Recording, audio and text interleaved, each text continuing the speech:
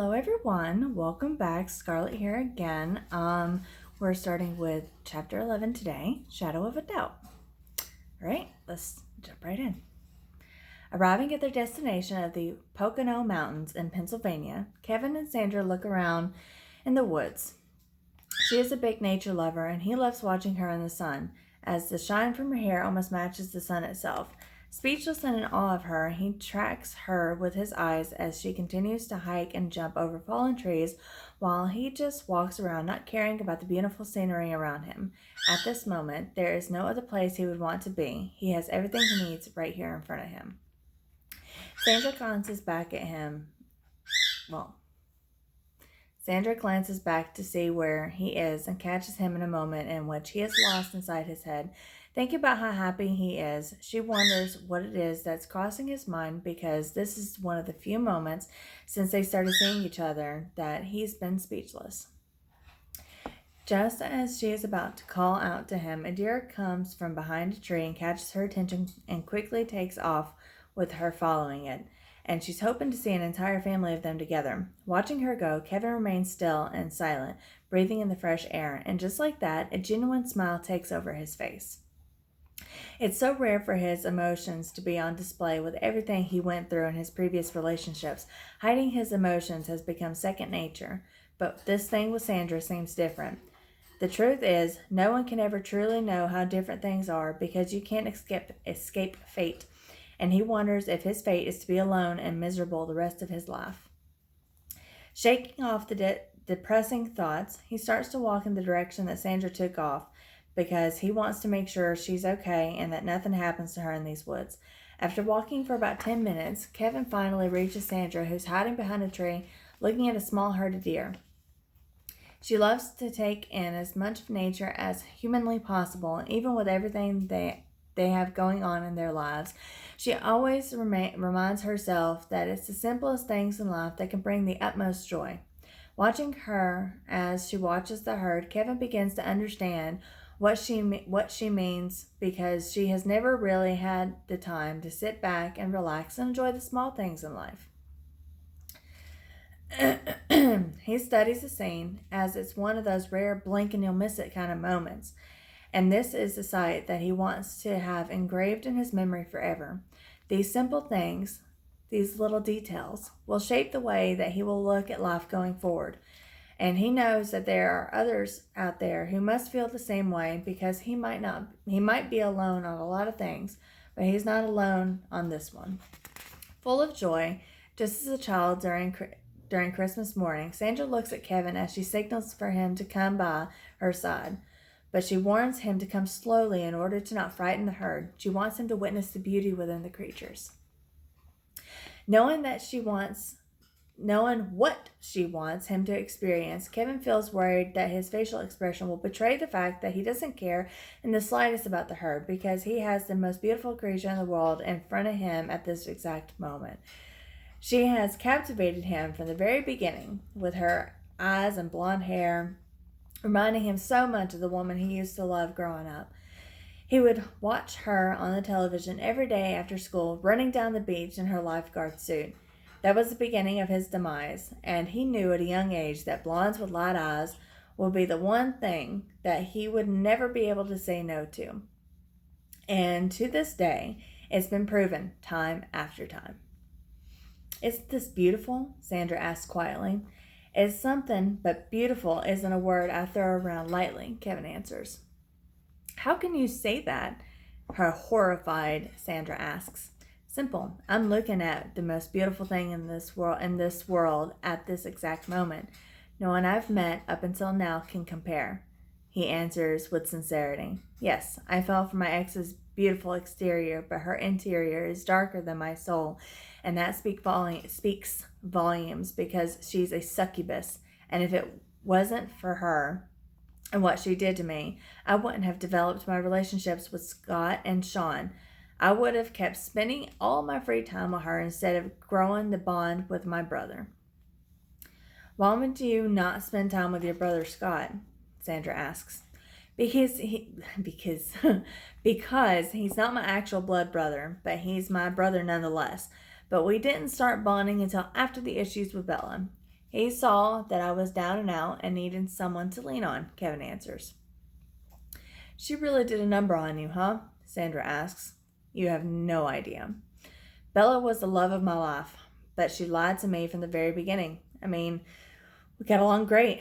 Never fought, and if you can believe that crap. F. Maybe that was a sign that it wasn't meant to be. Because I know that when things get to a certain level, there's bound to be a fight, but with her, there was never any of that for years. Then I learned why. She cheated on me a number of times, the same as she did to her previous boyfriends. Nothing like finding things out after it happens and through outside sources. That was a real kick in the balls, Kevin answers. Saddened by the conversation, Kevin adds, effed up part is, a part of me still wants her to be happy, despite her clearly deserving to be destroyed in a number of ways. But nope. I'm the dumb butt who wants her to be happy in life regardless of the damage that was done to me and how it all played out. That's okay, and not strange or anything, but you did nothing wrong, right? I mean, there's a number of ways you could have handled things, but so far you've done it all right, and for that I'm proud of you. Because most people react and would have killed someone, Sandra replies. I've tried hating her, but I can't. I've tried wanting her to die, but I can't. I feel like there's something that won't allow me to do so, Kevin says. Yes, that's love. You still love her, even if you're not in love with her. You don't want to see her harmed or suffering in any way. But that shouldn't stop us from trying to grow into something wonderful together, Sandra replies softly. I don't feel like I have love left for her, but you're right in that you and I could grow into something wonderful. I don't want you to think that I'm this nice sucker who people can walk all over, because I'm not. There's a darkness inside of me that can't be tamed when unleashed, and I hope to the gods that you never have to witness that side of me, Kevin says as he hugs her. If you were to show me that darkness, be ready to deal with the head B of my household. You'd see that it wasn't a smart move to start anything with me, Sandra replies as Kevin chuckles. Their embrace seems to go on forever. Kevin wants to let go, but he doesn't want to be the first to release the hug, as he doesn't want to show her that he isn't fond of so much physical contact.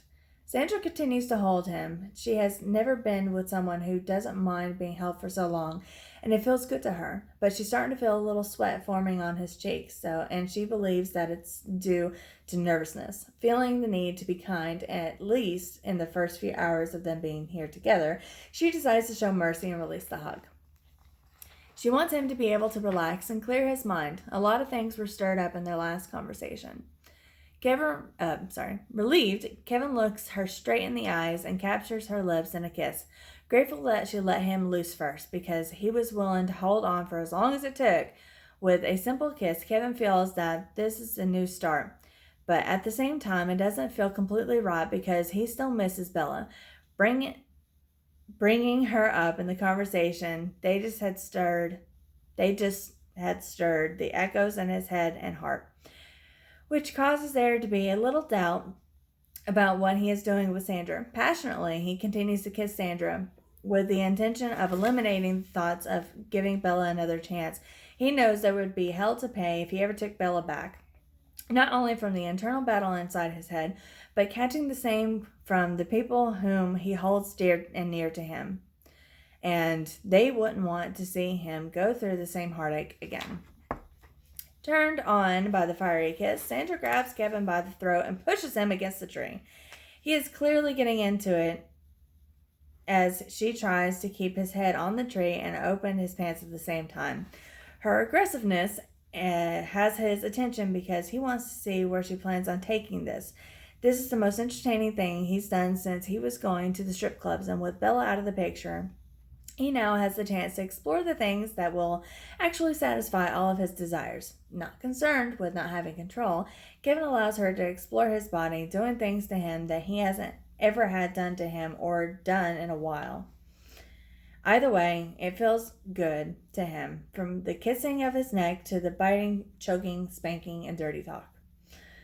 Most of all, the raw nature of it has managed to bring a new level of excitement to his life that was clearly lacking. In the heat of the moment, Kevin takes charge when she winks and releases his neck, bearing hers in return. He takes the opportunity to grab hers and squeezes tightly as he begins to kiss her juicy lips with his free hand. He caresses her chest and then goes on to pinch her nipples, causing Sandra to bite her lips almost to the point of drawing blood as the pleasure starts to overtake her. Noticing the haze of lust in her eyes, Kevin continues to play with her breasts as he drops to his knees so he can return the favor and show her that there are a number of ways of finding excitement, and feeling this will be even better than the last. On his knees, worshiping her like a queen, Kevin slips his tongue inside of her as she closes her eyes and releases a moan that sounds like music to his ears. He knows that he has her feeling good, and it's only the beginning, all wrapped up inside her head. As Kevin continues to work his magic between her thighs, she reaches down and grabs him by his hair and opens her thighs a little more and shoves his face in deeper, causing him grin against her damp skin and mumble, "You asked for it." As he twirls his tongue around, he continues to give her what she wants as her moans and groans grow louder, echoing through the woods with each kiss and look. Kevin knows that there's one thing he's good at, and that's knowing how to read a situation, regardless of the doubts that might cross his mind at times. But when it pertains to finding excitement and ecstasy, he is as good as they come. Oh my effing God, that's amazing. Don't stop, please. Don't you effing stop, Sandra begs as Kevin continues to tease her. Kevin pulls his face out from between her legs with a wicked smile plastered on his face. No, don't stop, you effing tease, Sandra says breathlessly. Trust me, you'll love this next part as well, Kevin replies from his knees. Stroking her thighs while staring into her eyes, he adds, "This is something you'll enjoy more than I will." Shifting focus back on her body in order to make her feel good and hopefully stop her from talking, he really just wants to enjoy her moans and other little sexy sounds. Kevin kisses her thigh and licks his fingers before licking her sweet nectar. Sandra closes her eyes as the pleasure continues to take over her, and he knows that she doesn't want it to stop anytime soon, as she probably hasn't experienced anything like this before. The instant that she closes her eyes, Kevin slides his middle and ring fingers inside of her, and she moans louder and louder with each thrust, which is like music to his ears. Her blonde hair is going all over the place as she tries to stand upright, but the pleasure coursing through her has her throwing her upper body in every direction. "So, what do you think?" Kevin asks playfully. She is so overcome with pleasure, she can only stare down at him with wide, desire-filled eyes. "What's the matter? Can't say a word?" Kevin continues playfully. "Don't." Sandra starts. "Stop. Don't stop." "Your wish is my command, Your Highness," Kevin says, laughing as he continues to please her. "O.F. O.F. Sandra screams as she squirts all over Kevin's arm. Okay.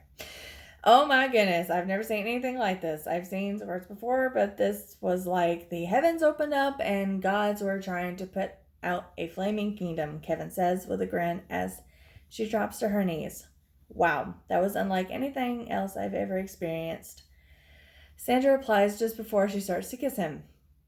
They rise up from the ground, but as Sandra can barely stand up, Kevin lifts her and maneuvers her so he can carry her on his back. As Kevin carries her back to their room, he acknowledges that this was a huge step in moving forward from everything in his past, but he knows that Bella will always haunt him until he truly moves forward from her and lets everything about her go. And she wasn't anything worth having for the long term, but she managed to creep her way into his head and most importantly his heart.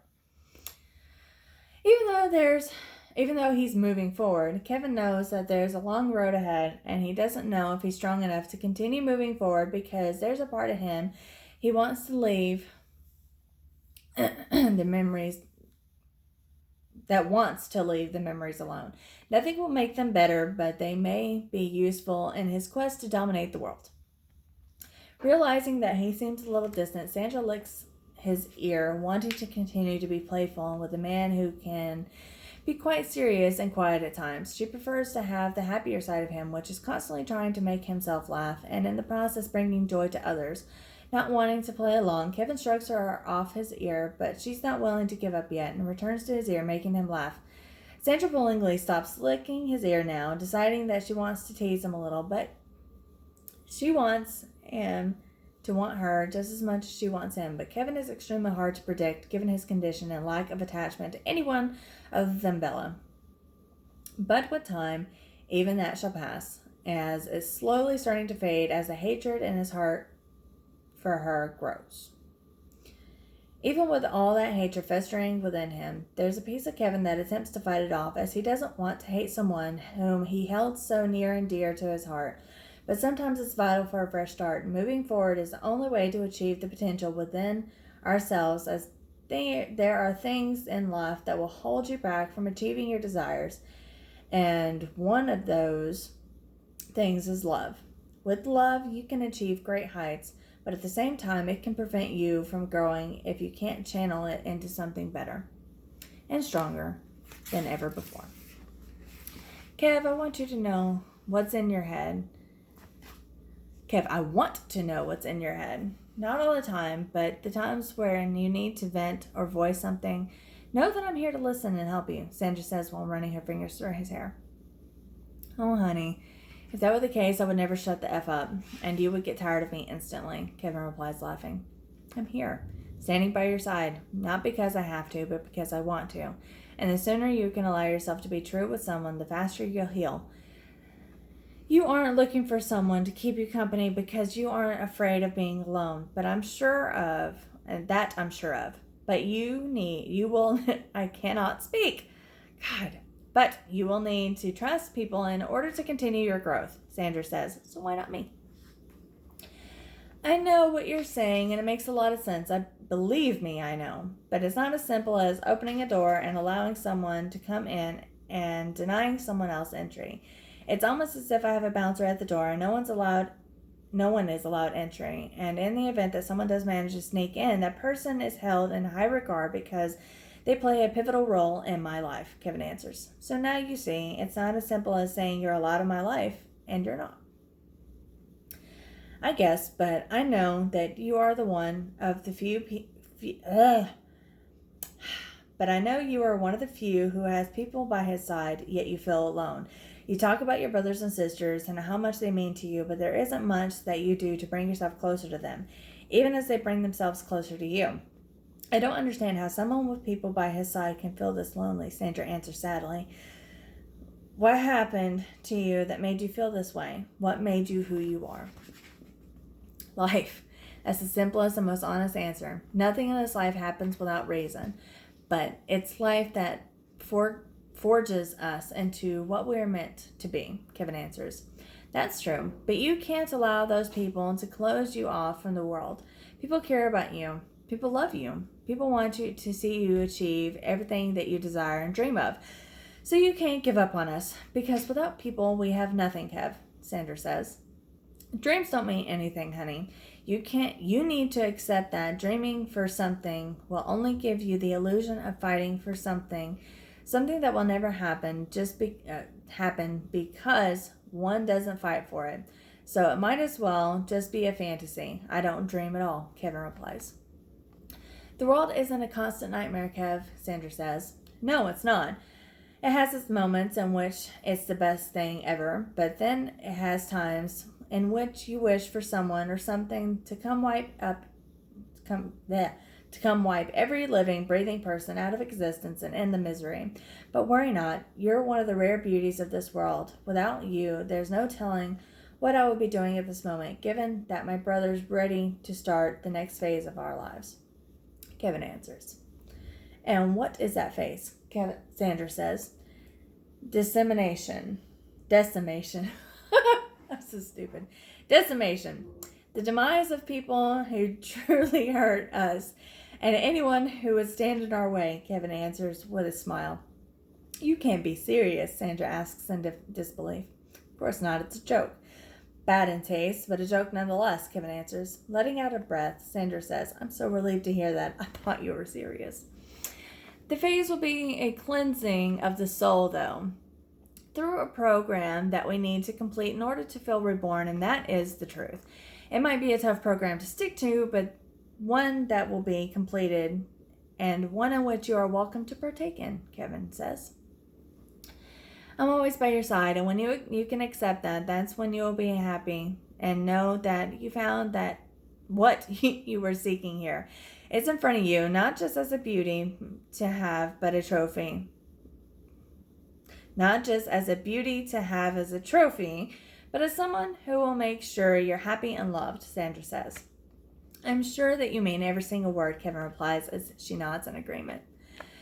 Knowing that she didn't like the decimation comment, or maybe it's that she wasn't prepared for it, Kevin knows that this is a subject that he shouldn't discuss with her because it could lead to trouble down the line. And that kind of trouble is something that needs to be avoided. Otherwise, Scott will have her head mounted on the wall in a heartbeat. So with that in mind, he starts to play a game with her just like he had with all the others prior to Bella, where he would tell them what he knew they could handle and shield them from what he truly is in order to not shatter their image of him and a future that will never come. It's not with the intention of bringing her any true harm that this game will be played. Instead, it's with the notion that it will be entirely different this time around, and possibly to fool himself into something. But even so, his heart isn't in this time around.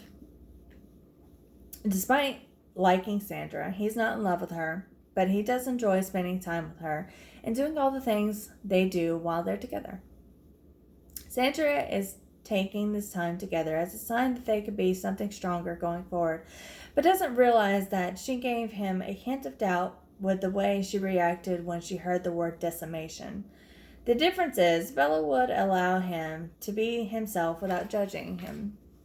So when he would talk about the things that sounded like madness, she would listen to him and watch him grow, thus proving to her, and most importantly himself, that he could do anything that he put his mind to. It's this doubt of Sandy's that will most likely lead to the downfall of their relationship, and most likely her death once Scott finds out. Because in his eyes, she would be someone else who hurt his brother and might spin him into another downward spiral.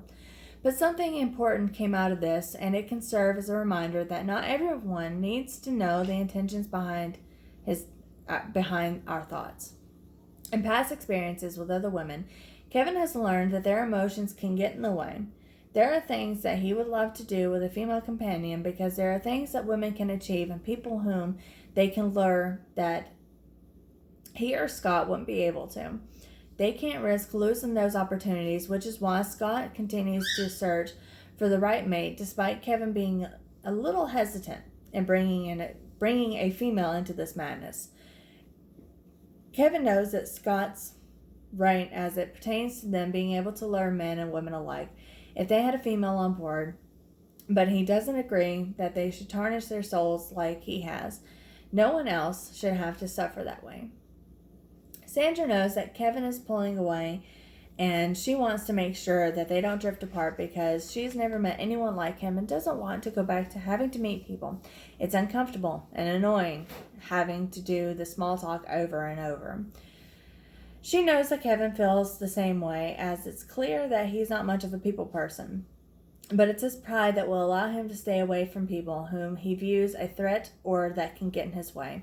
The fact that Kevin continues to march forward without any true stumbles is what allows him to remain strong in his choices, and if were to be an error, he would utilize it as a learning experience and not a setback, and find another way to carry forward. She admires that about him and knows that if she is deemed as a learning experience, he will let her go and never come back.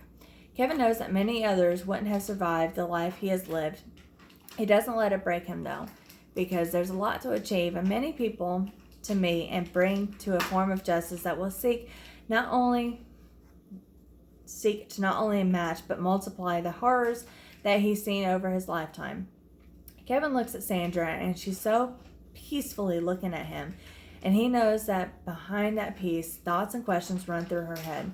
The fact that she has remained by his side despite not truly agreeing with him leads him only to believe that there will be trouble on the horizon, because nothing ever really works out for him the way he has imagined in his personal life. Knowing that he needs no one, Kevin comes to the point of acceptance that this thing with Sandra just needs to be explored, and regardless the fact that he feels there won't be anything deeper or long lasting with her, it doesn't mean that their partnership won't have meaning or usefulness. His relationship with Bella was something that brought too much heartache, yet he still has a piece of his heart. She still has a piece of his heart. And they aren't completely done with each other, and there's something left that needs to be done with her. Kevin listens as Sandra explains that she has realized that there's more to be had and done in this life, that there are things that she needs to happen in order for her to be able to accept him for the man he is. And the thing she needs most is time, because this isn't something that can be accepted just like that. The moment that Kevin heard the word time, that simple word is always used for anything and everything. It sent him into a fit of rage, punching the walls and screaming for her to get away.